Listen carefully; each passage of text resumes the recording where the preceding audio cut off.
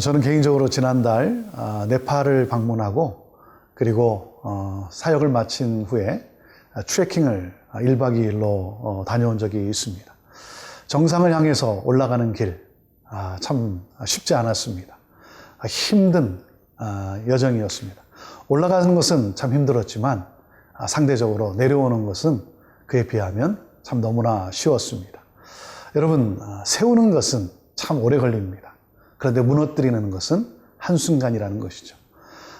저와 여러분 모두가 정말 세우는 자가 되기를 원합니다. 무너뜨리는 자가 아니라 세우는 자. 아버지 히스기야는 다윗의 길을 행하며 하나님의 뜻을 따라 열심히 영적으로 잘 세워가는 그러한 삶을 살았습니다. 그런데 히스기야의 뒤를 이은 아들 므낫세, 그는 반대로 삶을 살아갑니다. 이 신앙이 전수되지 않았다는 것이 너무나 안타까움을 우리는 오늘 성경을 통해 보게 됩니다. 사랑하는 여러분, 우리의 신앙이, 우리의 삶이 선한 영향력으로 연결되어지는 그러한 복된 삶을 우리 모두가 살아갈 수 있게 되기를 바랍니다. 함께 하나님의 말씀으로 나아갑니다.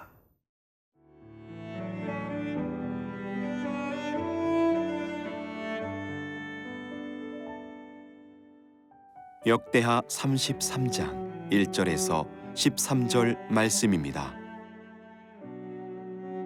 므낫세가 왕위에 오를 때에 나이가 12세라.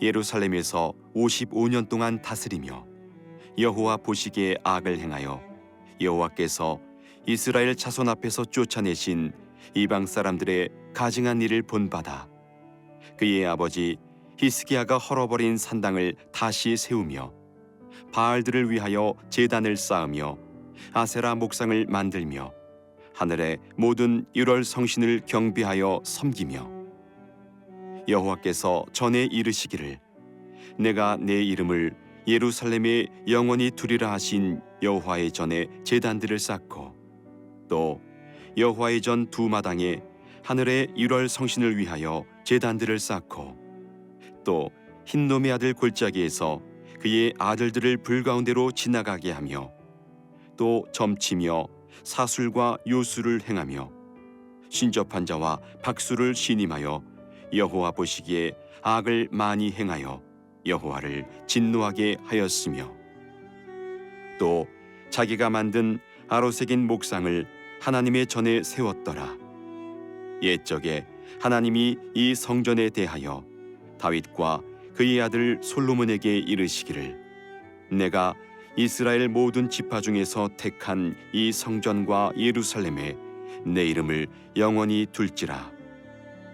만일 이스라엘 사람이 내가 명령한 일들 곧 모세를 통하여 전한 모든 율법과 율례와 규례를 지켜 행하면 내가 그들의 발로 다시는 그의 조상들에게 정하여 준 땅에서 옮기지 않게 하리라 하셨으나 유다와 예루살렘 주민이 므낫세의 꾀임을 받고 악을 행한 것이 여호와께서 이스라엘 자손 앞에서 멸하신 모든 나라보다 더욱 심하였더라. 여호와께서 므낫세와 그의 백성에게 이르셨으나 그들이 듣지 아니하므로 여호와께서 아수르 왕의 군대 지휘관들이 와서 치게 하심에 그들이 므낫세를 사로잡고 쇠사슬로 결박하여 바벨론으로 끌고 간지라. 그가 환난을 당하여 그의 하나님 여호와께 간구하고 그의 조상들의 하나님 앞에 크게 겸손하여 기도하였으므로 하나님이 그의 기도를 받으시며 그의 간구를 들으시사 그가 예루살렘에 돌아와서 다시 왕위에 앉게 하시매 므낫세가 그제서야 여호와께서 하나님이신 줄을 알았더라. 아버지 히스기야 왕의 뒤를 이은 아들 므낫세 왕, 그는 가장 오랫동안 통치한 왕으로 기록되어 있습니다. 가장 오랜 세월을 통치했는데 열왕기에 보면 그를 가장 사악한 왕이라고 소개하고 있습니다. 가장 오랫동안 통치했는데 가장 사악한 왕. 그러니 그 나라와 백성들이 얼마나 고통 속에 있었겠습니까?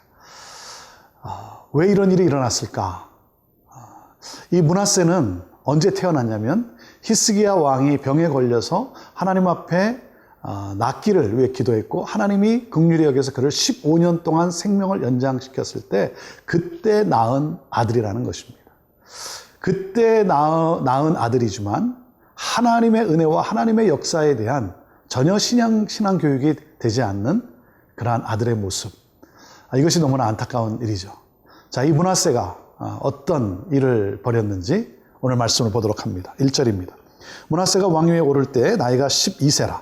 예루살렘에서 55년 동안 다스리며 여호와의 보시기에 악을 행하여 여호와께서 이스라엘 자손 앞에서 쫓아내신 이방 사람들에게 가증한 일을 본받아 그랬습니다. 히스기야가 무너뜨린 산당을 그는 다시 세웁니다. 또 그런가 하면 바알과 아세라상을 다시 세우고 그리고 경배하기 시작합니다. 예배의 위기라는 것이죠. 사랑하는 여러분, 예배의 위기가 찾아오면 우리의 삶도 또한 위기 가운데 빠지고 만다는 것입니다. 하나님을 경배하는, 하나님을 가장 높이 올려드리는 예배가 사라지면 그러면 우리의 삶 또한 하나님의 은혜를 떠났기 때문에 망가질 수밖에 없고 또 고통 속에 처할 수밖에 없다는 것이죠. 그는 친아수르 정책을 펼칩니다. 이 거대한 왕 그리고 거대한 나라 이 아수르라고 하는 이 나라를 생각할 때 그가 택한 것은 친아수르 정책입니다. 그래서 조공을 바치고 그리고 아주 상당히 정치적으로 그가 지혜롭게 합니다. 하지만 하나님이 빠진 지혜는 지혜가 아니라는 것이죠. 지혜의 모든 근본은 하나님으로부터 오는 것이죠. 그리고는 다른 신들을 섬기면서 오늘 말씀에 보면 자 4절 보시면 이렇게 되어 있습니다. 여호와께서 전에 이르시기를 내가 내 이름을 예루살렘에 영원히 두리라 하신 여호와의 전에 제단들을 쌓고 여호와의 전에 제단들을 쌓았다. 여호와 하나님을 섬기지 않은 것은 아닙니다. 여호와 하나님을 섬기기도 했지만 거기에 또한 제단을 쌓고 다른 신들까지 섬기게 했다는 거죠. 더군다나 백성들로 하여금 이 풍요를 간구하도록 그래서 이 번영을 추구하도록 이 바알과 아세라 신을 섬기게 한 것입니다. 그렇게 백성들의 마음을 그쪽으로 돌렸다는 거죠. 사랑하는 여러분, 우리가 분명히 고백해야 되는 것이 무엇입니까? 하나님만이 진정한 신이시고 하나님만이 우리의 구원자시고 하나님만이 우리를 도우시고 우리를 보호하시는 하나님이시다. 이 믿음이 우리의 고백으로 하나님 앞에 드려져야 되는 것입니다. 하나님과 세상을 함께 섬기는 그러한 모습, 그래서 세상과 타협한 그러한 모습, 이것이 우리의 삶에 어두움을 가져다 주는 것이죠. 우리는 이 세상에 살고 있습니다. 이 세상에 살고 있지만 우리는 세상에 속한 자가 아니라 세상으로부터 구별된 삶을 살아야 되는 것이 바로 우리의 부르심인 것이죠. 그러므로 말미암아 이 세상 속에 살아가는 사람들에게 바로 거룩하신 하나님을 보여주는 삶. 사랑하는 여러분, 여기에 능력이 있고 여기에 하나님의 도우심과 하나님의 은혜와 하나님의 축복이 있게 되는 것입니다. 세상과 구별된 하나님만을 섬기고 하나님만을 경배할 수 있는 믿음의 삶. 오늘도 우리가 우리 자신을 한번 돌아보며 다시 한번 이 말씀 앞에서 우리가 결단하며 나아갈 수 있게 되기를 바랍니다.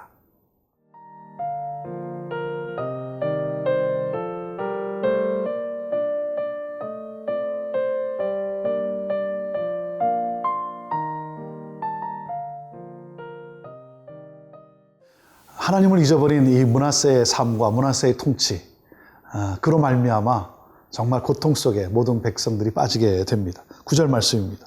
유다와 예루살렘 주민이 므낫세의 꾀임을 받고 악을 행한 것이 여호와께서 이스라엘 자손 앞에서 멸하신 모든 나라보다 더욱 심하였더라.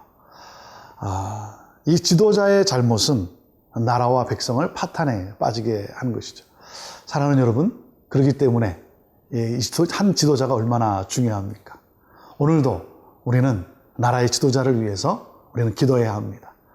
하나님을 두려워할 줄 아는 지도자, 그리고 정말 백성을 섬길 줄 아는 지도자, 우리의 기도가 끊임없이 하나님 앞에 올려져야 합니다. 그럴 때 정말 하나님을 경외하는 그러한 나라와 민족과 백성, 그러므로 하나님이 주시는 그 평화와 하나님이 주시는 그 은혜 속에 복을 누릴 수 있게 되는 것이죠. 이 므낫세는 하나님을 떠남으로 말미암아 백성들을 또 고통 속에 몰아넣고 만 것입니다. 왜 그렇습니까? 10절에 이렇게 기록되어 있습니다. 여호와께서 므낫세와 그의 백성에게 이르셨으나 그들이 듣지 아니하므로. 하나님은 끊임없이 말씀을 하십니다. 하나님은 안타까워하시고 돌아오라고, 그리고 하나님만을 섬길 수 있는 그러한 백성으로 하나님은 오래 참으시고 말씀하시는 하나님. 사랑하는 여러분, 왜 우리가 잘못된 길로, 왜 우리가 잘못된 방향으로 나아갑니까? 그것은 바로 하나님의 뜻이 어디에 있는지 하나님의 말씀을 우리가 상고하지 않기 때문에, 하나님의 말씀을 우리가 사랑하기보다는 내 생각대로, 내가 원하는 대로 반응하기 때문 아니겠습니까? 그래서 이 큐티라고 하는 것, 말씀을 묵상한다는 것, 하루를 시작하면서 하나님이 오늘 나에게 주시는 메시지가 무엇인지 말씀을 묵상하는 이 큐티의 삶은 너무나 중요한 삶입니다. 저와 여러분 모두가 정말 하나님의 말씀을 늘 마음에 품고 하나님의 말씀을 늘 사랑하며 오늘 나에게 주시는 하나님의 말씀을 매일매일 묵상하며 살아가는 그런 우리 모두가 되기를 바랍니다. 하나님을 떠남으로 말미암아 그 죄의 대가를 그가 치르게 됩니다. 그는 고통 속에 그만 끌려가고 맙니다. 아수르로 끌려가고 마는데 그러한 가운데서 그가 이제 돌이키기를 시작을 합니다. 사랑하는 여러분, 세상을 섬기면 세상이 우리에게 복을 가져다 주는 것 같지만 결코 그렇지 않습니다. 세상은 우리를 노예로 만든다는 것 뿐인 것이죠. 그가 뒤늦게 깨닫고 이제 하나님께 돌이키기를 시작을 합니다. 12절, 13절 말씀입니다. 그가 환난을 당하여 그의 하나님 여호와께 간구하고 그의 조상들의 하나님 앞에 크게 겸손하여 기도하였으므로 하나님이 그의 기도를 받으시며 그의 간구를 들으시사 그가 예루살렘에 돌아와서 다시 왕위에 앉게 하심에 므낫세가 그제서야 여호와께서 하나님이신 줄을 알았더라 그랬습니다. 오늘 이 말씀이 우리에게 주시는 메시지가 무엇입니까? 삶이 아무리 엉망진창이라 할지라도 하나님을 찾고 하나님을 만나면 새 삶이 될 수 있다라고 하는 사실입니다. 그래서 고린도후서 5장 17절에 우리에게 이렇게 말씀하십니다. 누구든지 그리스도 안에 있으면 새로운 피조물이라. 이전 것은 지나갔으니 보라 새 것이 되었도다 말씀하고 있습니다. 사랑하는 여러분, 하나님께로 돌이키는 것, 그것은 늦지 않았습니다. 하나님께로 우리는 날마다 돌아가야 합니다. 하나님의 은혜를 구해야 합니다. 하나님께 우리의 시선을 두고 하나님께 초점을 맞춰야 합니다. 안타까운 사실은 므낫세가 너무 늦게 하나님께 왔다는 사실입니다. 여러분, 건강할 때, 또 하나님이 허락해 주신 그러한 물질이 있을 때, 또 우리의 지식이 있을 때, 그때 하나님을 섬김으로 말미암아 이 세상에서 정말 하나님을 기쁘게 해드리고, 그러므로 하나님 앞에 갔을 때 하나님과 함께 나눌 수 있는 그 이야기 보따리가 풍성할 수 있게 되기를 바랍니다. 오늘 하나님을 예배하고, 오늘 하나님을 찬양하고, 오늘 하나님께 감사하며, 오늘 하나님의 말씀을 따라 살아가는 그러한 우리의 복된 삶이 되기를 주님의 이름으로 축복합니다. 기도하겠습니다.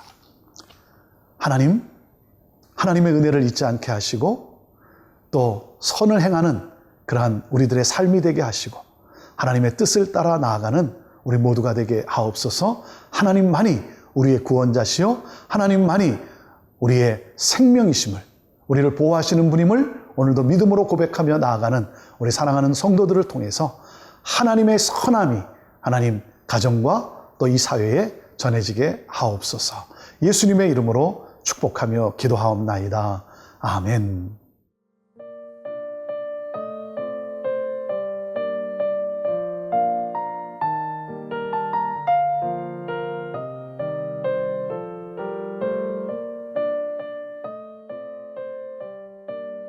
이 프로그램은 시청자 여러분의 소중한 후원으로 제작됩니다.